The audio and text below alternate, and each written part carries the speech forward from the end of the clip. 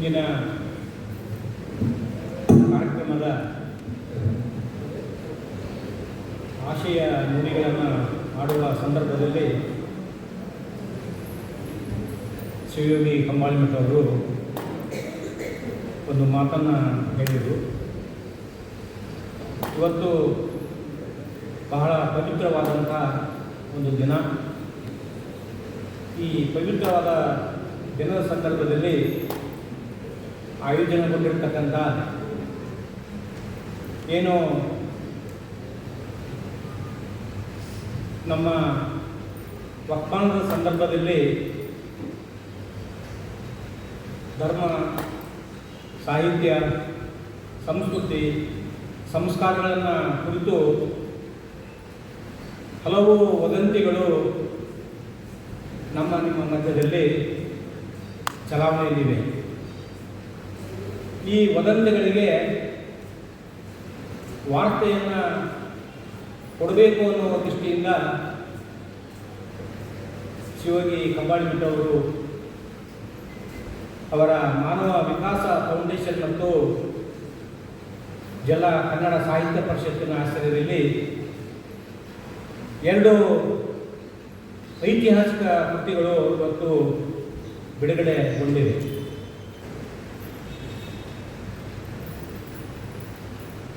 ನಿರೂಪಣೆಯಲ್ಲಿ ನಮ್ಮ ರವಿಸಿದ್ದಪ್ಪ ಅಂಗಡಿಯವರು ಪ್ರಾರಂಭದಲ್ಲಿ ಒಂದು ವಿಶೇಷವಾದಂಥ ಕಾರ್ಯಕ್ರಮ ಅನ್ನೋ ಮಾತನ್ನು ಹೇಳಿದರು. ನಿಜಕ್ಕೂ ಇದೊಂದು ಬಹಳ ವಿಶೇಷವಾದಂಥ ಕಾರ್ಯಕ್ರಮ. ಕಾರಣ ಇಷ್ಟೇ, ಶಿವಯೋಗಿ ಕಂಬಾಳಿಮಠ ಅವರು ತಮ್ಮ ಆಶಯ ನುಡಿಗಳಲ್ಲಿ ಮತ್ತು ಈ ಕಾರ್ಯಕ್ರಮದ ಒಂದು ಆಮಂತ್ರಿತ ಪತ್ರಿಕೆಯಲ್ಲಿ 2 ಕೃತಿಗಳ ಲೋಕಾರ್ಪಣೆಯನ್ನು ಕುರಿತು ಅವರು ಮಾಹಿತಿಯನ್ನು ನೀಡಿದರು. ಆದರೆ ಅವರ ಮಾತುಗಳನ್ನು ಕೇಳ್ತಾ ಇರುವಾಗ ಈ ಕಾರ್ಯಕ್ರಮದ ಜೊತೆಗೆ ಇನ್ನೊಂದು ಕಾರ್ಯಕ್ರಮವು ಕೂಡ ಇವತ್ತು ಉದ್ಘಾಟನೆ ಆಗ್ತಕ್ಕಂಥದ್ದನ್ನು ನಾವು ಕೇಳಿದಾಗ ಭಾಳ ಹೆಮ್ಮೆ ಮತ್ತು ಭಾಳ ಸಂತೋಷ ಅನ್ನಿಸ್ತದೆ. ಅದು ಏನು ಅಂದರೆ, ಏನಿವತ್ತು ನಮ್ಮ ಮಧ್ಯದಲ್ಲಿ ನಮ್ಮಲ್ಲಿ ನಶಿಸಿ ಹೋಗ್ತಕ್ಕಂಥ ಈ ಓದುವ ಸಂಸ್ಕೃತಿ ಇದೆಯಲ್ಲ, ಓದುವ ಸಂಸ್ಕೃತಿ ಇದೆ. ಆದರೆ ನಮ್ಮ ಯುವಕರು ಏನು ಓದ್ತಾರೆ ಅಂದರೆ ವಾಟ್ಸಪ್ಪಲ್ಲಿರ್ತಕ್ಕಂಥ ಮೆಸೇಜನ್ನು ಓದ್ತಾರೆ.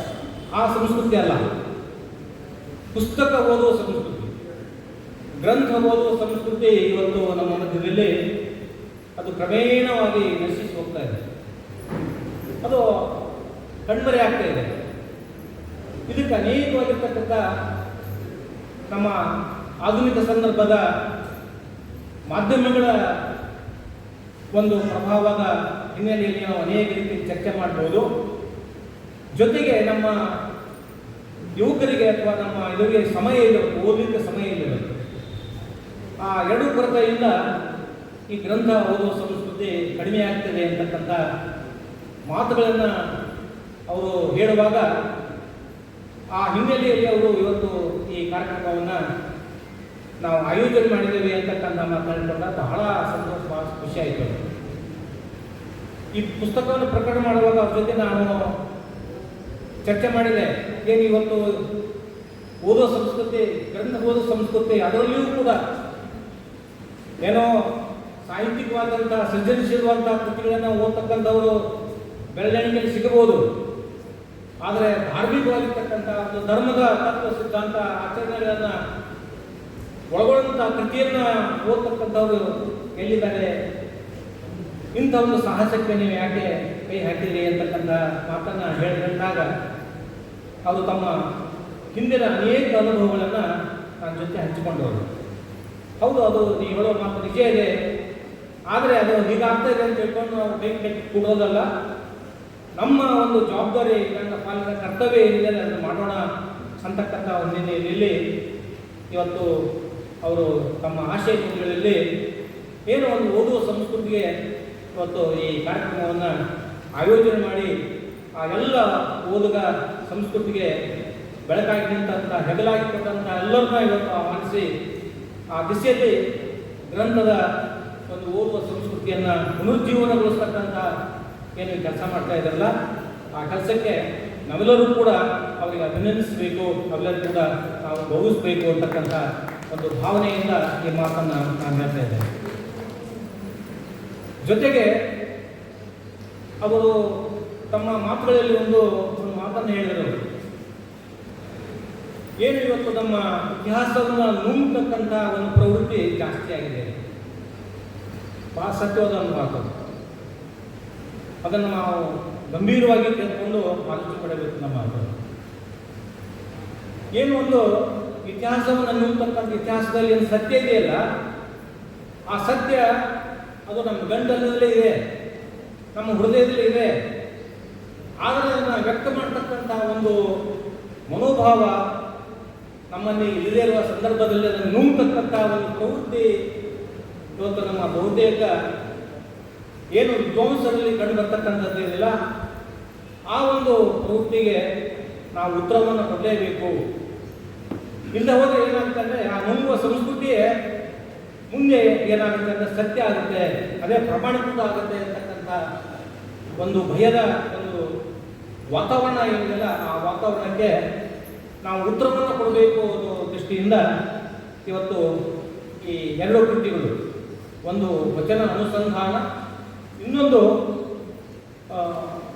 ಅದು ವೇದೋಪನಿಷತ್ತುಗಳಲ್ಲಿ ವೀರಶೈವ ಅಂತಕ್ಕಂಥ ಎರಡು ಗ್ರಂಥಗಳು ಇವತ್ತು ಬಿಡುಗಡೆ ಆಗ್ತವೆ. ಅಂದರೆ ನುಂಗುವ ಸಂಶೋಧನೆಯನ್ನು, ಸತ್ಯವನ್ನು ನುಂಗುವ ಒಂದು ಪ್ರವೃತ್ತಿ, ಒಂದು ವದಂತಿ ಅಥವಾ ಏನೋ ಒಂದು ಚಾಳಿ ಇದೆಯಲ್ಲ, ಆ ಚಾಳಿಗೆ ಉತ್ತರವನ್ನು ಕೊಡ್ತಕ್ಕಂಥ ಒಂದು ವ್ಯವಸ್ಥೆಯೂ ಕೂಡ, ಉತ್ತರವನ್ನು ಕೊಡ್ತಕ್ಕಂಥ ಒಂದು ಶಕ್ತಿಯೂ ಕೂಡ ಈ ವ್ಯವಸ್ಥೆಗೆ, ಈ ಧಾರ್ಮಿಕ ವ್ಯವಸ್ಥೆಗೆ ಇದೆ ಅಂತಕ್ಕಂಥ ಮಾತನ್ನು ಹೇಳಲಿಕ್ಕೆ ಇವತ್ತು ಈ ಎರಡು ಕೃತಿಗಳು ಲೋಕಾರ್ಪಣೆಗೊಂಡಿವೆ ಅಂತಕ್ಕಂಥದ್ದನ್ನು ನಾವು ಗಮನಿಸಬೇಕಾಗುತ್ತೆ. ಈ ಎಲ್ಲ ಮಾತುಗಳನ್ನು ನಾನು ಯಾಕೆ ಇಲ್ಲಿ ಹೇಳ್ತಾ ಇದ್ದೇನೆ ಅಂದರೆ, ಈ ವದಂತಿಯನ್ನು ವಾರ್ತೆ ಮಾಡಲು ಹೊರಟವರು ಅನುಸರಿಸ್ತಕ್ಕಂಥ ಕ್ರಮ ಯಾವುದು ಅನ್ನೋದಕ್ಕೆ ಚೀನಾದಲ್ಲಿ ಒಬ್ಬ ಶಾಂಗ್ ಕುಂಗ್ ಅಂತಕ್ಕಂಥ ಒಬ್ಬ ರಾಜ ಇದ್ದಾನೆ.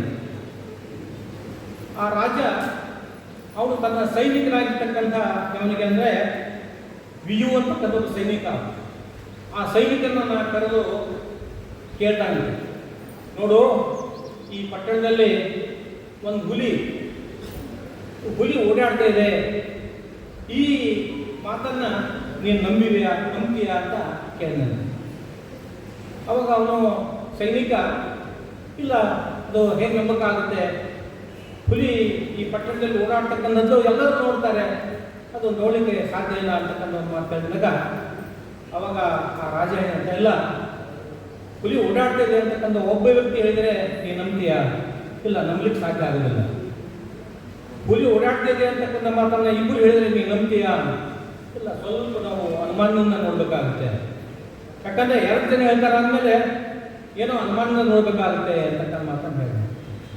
ಅದೇ ರಾಜ ಮತ್ತೆ 3 ಜನ ಹೇಳಿದರೆ ನಂಬ್ತೀಯಾ ಅಂತಕ್ಕಂದಾಗ ಅದನ್ನು ವಿಚಾರ ಮಾಡಬೇಕಾಗುತ್ತೆ ಅಂತಕ್ಕಂಥ ಮಾತನ್ನು ಹೇಳಿದ. ಹೀಗೆ ಆ ಸೈನಿಕ ಮತ್ತು ರಾಜರ ಮಧ್ಯದಲ್ಲಿ ಒಂದು ಚರ್ಚೆ ಆದಾಗ ಈ ಸುಳ್ಳು ಅಂತಕ್ಕಂಥದ್ದು ವದಂತಿ ಅಂತ ಇದ್ದಿಲ್ಲ, ಆ ವದಂತಿಯನ್ನು ನಾವು 100 ಸಾರಿ ಹೇಳಿಬಿಟ್ರೆ ಅದೇ ಸತ್ಯ ಆಗುತ್ತೆ ಅಂತಕ್ಕಂಥ ಕಾಲದಲ್ಲಿ ನಾವು ಇದ್ದೇವೆ.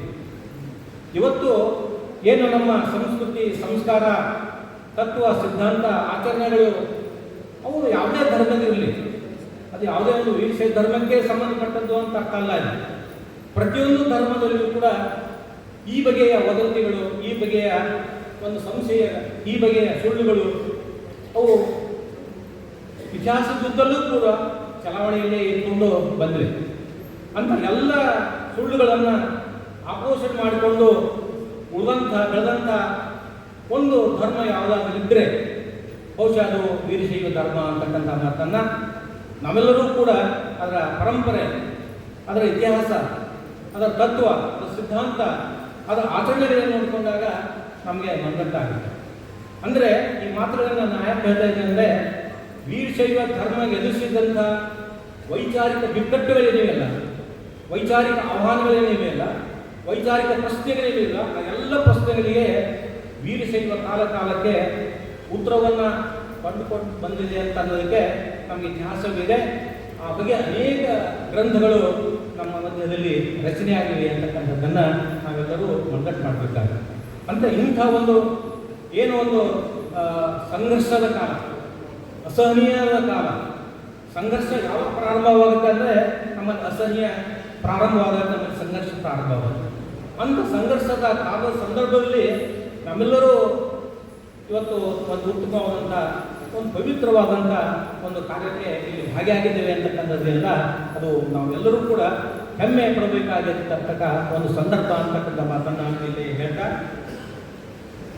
ಇವತ್ತು ನಾನು ಈ ವಚನ ಅನುಸಂಧಾನ ಅನ್ನೋ ಕೃತಿಯ ಬಗ್ಗೆ ಒಂದು ಕೆಲವು ಮಾತುಗಳನ್ನು ಹೇಳಲಿಕ್ಕೆ ನಾನು ಇಷ್ಟಪಡ್ತಾ ಇದ್ದೇನೆ. ಏನು ವಚನ ಅನುಸಂಧಾನ ಈ ಕೃತಿಯ ಒಂದು ಹೆಸರು ಏನಿಲ್ಲ, ಇಲ್ಲಿ ಎರಡು ವಚನ ಮತ್ತು ಅನುಸಂಧಾನ. ವಚನ ನಮ್ಮೆಲ್ಲರಿಗೂ ಕೂಡ ಕರಗತಾಗಿದೆ. ನಮ್ಮೆಲ್ಲರೂ ಕೂಡ ವಚನಕಾರರ ಬಗ್ಗೆ ಇರ್ತಕ್ಕಂಥ ಗೌರವ, ಅವ್ರ ಬಗ್ಗೆ ಇರ್ತಕ್ಕಂಥ ಭಾವನೆ ನಮ್ಮೆಲ್ಲರಿಗೂ ಕೂಡ ಗೊತ್ತಿದೆ. ಅದರ ಮುಂದುವರೆದ ಭಾಗವಾಗಿ ಅನುಸಂಧಾನ ಅಂತಕ್ಕಂಥದ್ದು ಏನಂತಂದರೆ, ಅನುಸಂಧಾನ ಅಂದರೆ ಒಂದು ಪರಿಶೋಧನೆ ಮಾಡೋದು, ಅದನ್ನು ಸಂಶೋಧಿಸುವುದು, ಅದನ್ನು ಅಳವಡಿಸುವುದು. ಹೀಗೆ ಬೇರೆ ಅರ್ಥಗಳು. ಈ ಅರ್ಥದ ಜೊತೆಗೆ ಇನ್ನೊಂದು ಅರ್ಥ ಇದೆ.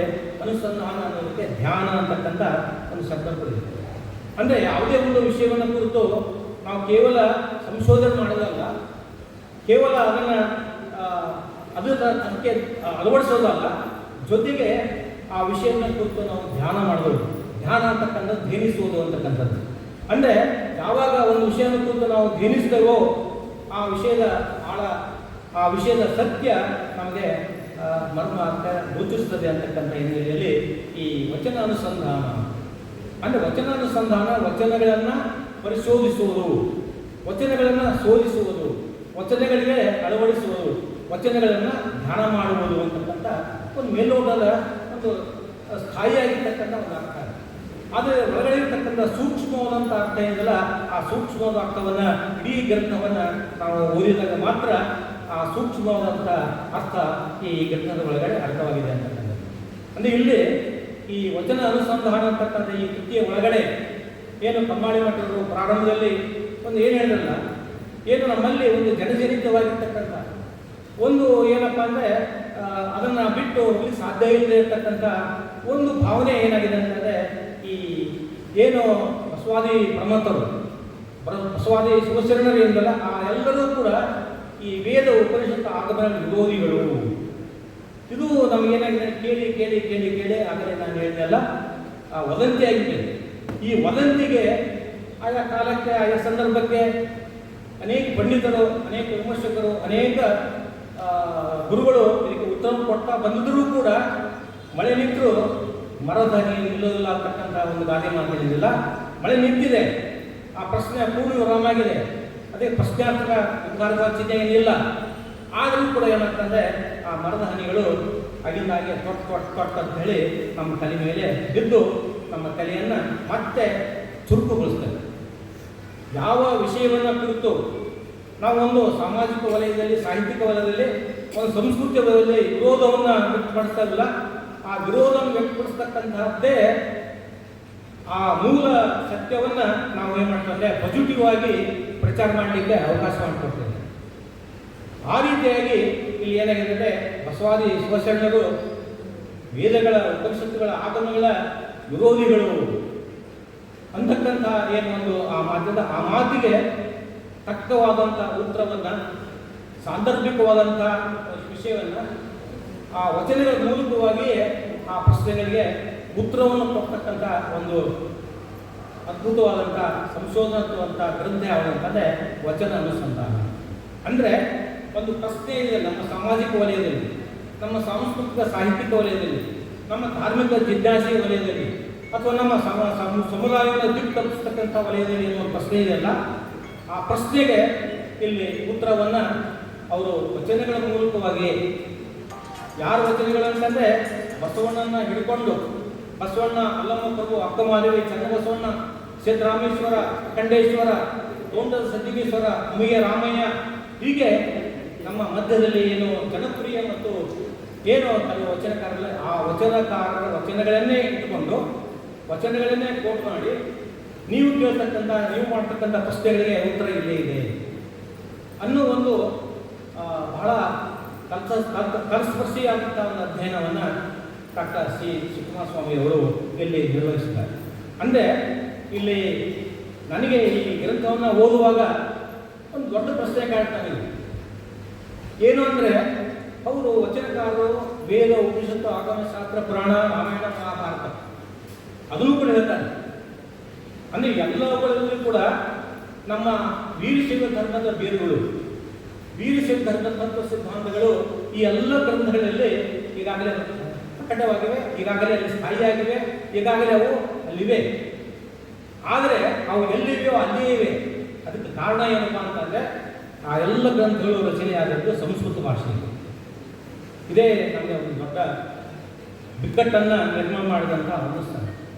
ಇದನ್ನು ಸೂಕ್ಷ್ಮವಾಗಿ ಗಮನಿಸಿದಂಥ ಬಸವಣ್ಣ, ಭಾಷಾ ವಿಜ್ಞಾನವನ್ನು ಸೂಕ್ಷ್ಮವಾಗಿ ಗಮನಿಸಿದಂಥ ಬಸವಣ್ಣ, ಈ ಭಾಷೆ ಮೂಲಕವಾಗಿ ಒಂದು ಧರ್ಮಕ್ಕೆ ತೊಂದರೆ ಆಗ್ತಾಯಿದೆ ಅಂತಕ್ಕಂಥ ಸೂಕ್ಷ್ಮವಾಗಿ ಗಮನಿಸಿದಂಥ ಬಸವಣ್ಣ ಏನು ಮಾಡಿದ ಅಂತಂದರೆ, ಈ ನೆಲದ ಭಾಷೆಯಾಗಿರ್ತಕ್ಕಂಥ ಕನ್ನಡದಲ್ಲಿ, ಅಚ್ಚ ಕನ್ನಡ ಭಾಷೆಯಲ್ಲಿ ಈ ಎಲ್ಲ ತತ್ವ ಸಿದ್ಧಾಂತಗಳನ್ನ, ಆಚರಣೆಗಳನ್ನು ನಾನು ಹೇಳಬೇಕು ಅಂತಕ್ಕಂಥ ಒಂದು ಏನೋ ಅದರ ಕಣ್ಣಿದರಿಗೆ ಒಂದು ಹೊಸ ಸಮಾಜವನ್ನು, ಹೊಸ ಒಂದು ವಾತಾವರಣವನ್ನು, ವ್ಯವಸ್ಥೆಯನ್ನು ನಿರ್ಮಾಣ ಮಾಡಬೇಕು ಅಂತಕ್ಕಂಥ ಕನಸಿತ್ತಲ್ಲ, ಆ ಕನಸಿಗೆ ಪೂರಕವಾದಂಥ ಒಂದು ವಾತಾವರಣ, ಒಂದು ತತ್ವ ಸಿದ್ಧಾಂತಗಳು ಎಲ್ಲಿವೆಯಪ್ಪ ಅಂದರೆ ನಮ್ಮ ವೇದ, ಉಪನಿಷತ್ತು, ಆಗಮ ಶಾಸ್ತ್ರ, ಪುರಾಣ, ಮಹಾಭಾರತ, ರಾಮಾಯಣಗಳಲ್ಲಿವೆ ಅಂತಕ್ಕಂಥದ್ದನ್ನು ಗಮನಿಸಿದಂಥ ಬಸವಣ್ಣ ಆ ಮೂಲಕವಾಗಿ ಅವೆಲ್ಲ ತತ್ವ ಸಿದ್ಧಾಂತಗಳನ್ನು ಅಚ್ಚ ಕನ್ನಡದ ಭಾಷೆಯಲ್ಲಿ, ನಮ್ಮ ನೆಲದ ಭಾಷೆಯಲ್ಲಿ, ನಮ್ಮ ಜನರ ಭಾಷೆಯಲ್ಲಿ, ನಮ್ಮ ಜನಪರವಾದಂಥ ಭಾಷೆಯಲ್ಲಿ, ನಮ್ಮ ಸಂಸ್ಕೃತಿಯ ಭಾಷೆ ಆಯ್ತ ಕನ್ನಡದಲ್ಲಿ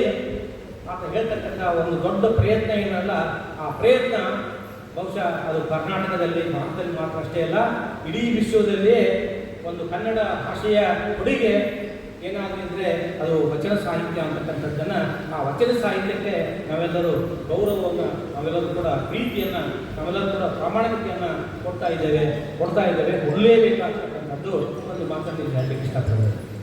ಆಮೇಲೆ ಈ ಸಂದರ್ಭದಲ್ಲಿ ಒಂದು ಮಾತನ್ನು ನಾನು ಹೇಳಲೇಬೇಕು. ಏನು ಅಂತಂದರೆ, ಇವತ್ತು ಏನು ವೀರಶೈವ ಧರ್ಮ ತತ್ವ ಸಿದ್ಧಾಂತಗಳು ಸಂಸ್ಕೃತ ಭಾಷೆ ಗ್ರಂಥಗಳಲ್ಲಿ ರಚನೆಯಾಗಿ ಅವು ನಮ್ಮ ಪೂಜೆ ಮಾಡ್ತಕ್ಕಂಥ ಜಗಲಿಯ ಮೇಲೆ ಅವು ಪೂಜೆಗೊಳ್ತಾ ಇದ್ದವು.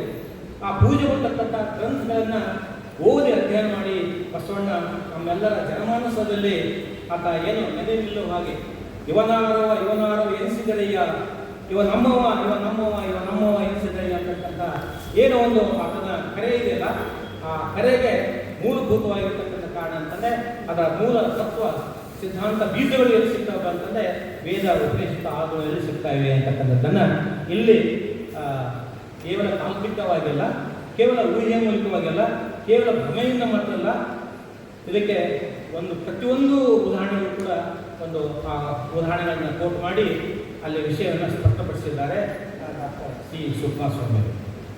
ಅಂದರೆ ಈ ಗ್ರಂಥದ ಒಂದು ಹಿನ್ನೆಲೆ, ಈ ಗ್ರಂಥದ ಮತ್ತು ಮಹತ್ವ, ಈ ಗ್ರಂಥದ ಒಂದು ವಿಷಯ ಏನಪ್ಪ ಅಂತಂದರೆ, ಏನು ಇವತ್ತು ನಮ್ಮ ಮಧ್ಯದಲ್ಲಿ ಏನು ವದಂತಿಯಾಗಿ ಎದುರಾಗಿರ್ತಕ್ಕಂಥ ಏನು ಪ್ರಶ್ನೆಗಳಿವೆಯಲ್ಲ, ಆ ಎಲ್ಲ ಪ್ರಶ್ನೆಗಳಿಗೆ ಉತ್ತರವನ್ನು ಇಲ್ಲಿ ಸಿ ಶಿವಕುಮಾರ ಸ್ವಾಮಿಯವರು ಈ ಗ್ರಂಥದಲ್ಲಿ ಕೊಟ್ಟಿದ್ದಾರೆ ಅಂತಕ್ಕಂಥ ಒಂದು ಮಾತನ್ನು ಈ ಸಂದರ್ಭದಲ್ಲಿ ನಾನು ಹೇಳಲಿಕ್ಕೆ ಇಷ್ಟಪಡ್ತೇನೆ.